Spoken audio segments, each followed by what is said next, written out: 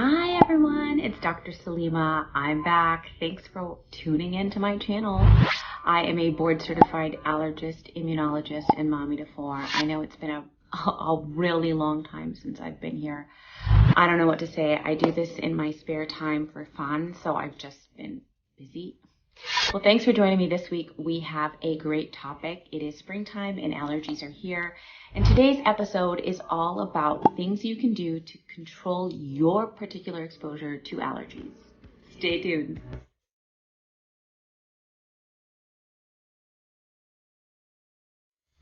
Okay, so allergy season is here. What do we need to know? First of all, springtime allergy.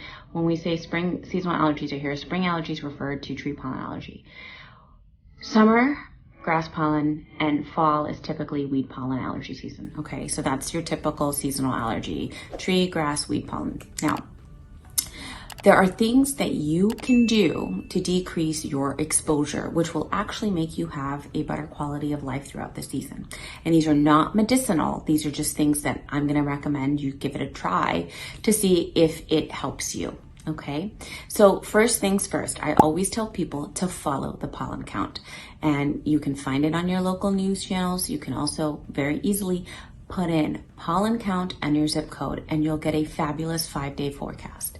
This is a really important step because if you're doing a lot of outdoor activities, as many of us do during the summertime, you want to follow the pollen counts and pay attention. When the pollen counts are extra high, you may want to change the time of activity, time of day of your activity. So pollen tends to peak in the early mornings and sort of makes its way, rises up until midday, and so you may want to consider, if you're going to exercise, for example, doing it before dawn or late afternoon, early evening.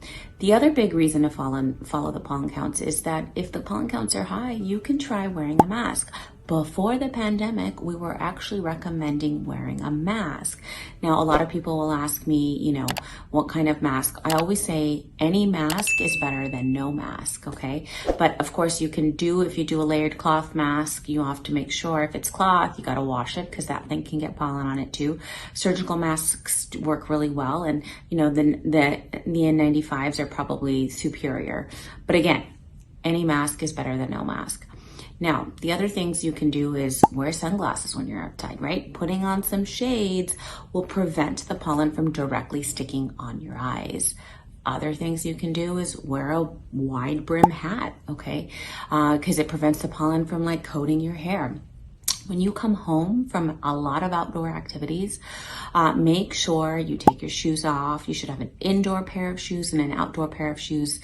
And if you're like me, if you step into your house with your shoes on, make sure you don't enter the bedroom with your shoes from the outside and bring them into your room.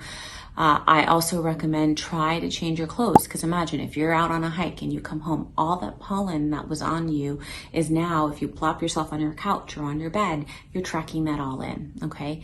You also want to try, if you can shower, that would be ideal, but if you can't, because realistically, who has time to shower every time they go outside and come back in?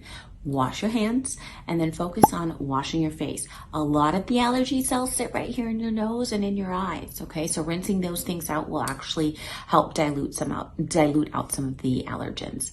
Additionally, windows. Bedroom windows should be closed at bedtime because the pollen counts sort of rise when we're all sleeping at the 6 a.m. hour. Okay, well, some of us, right? Air conditioning on, that would be useful. Even when you're driving, right? Windows up, AC on.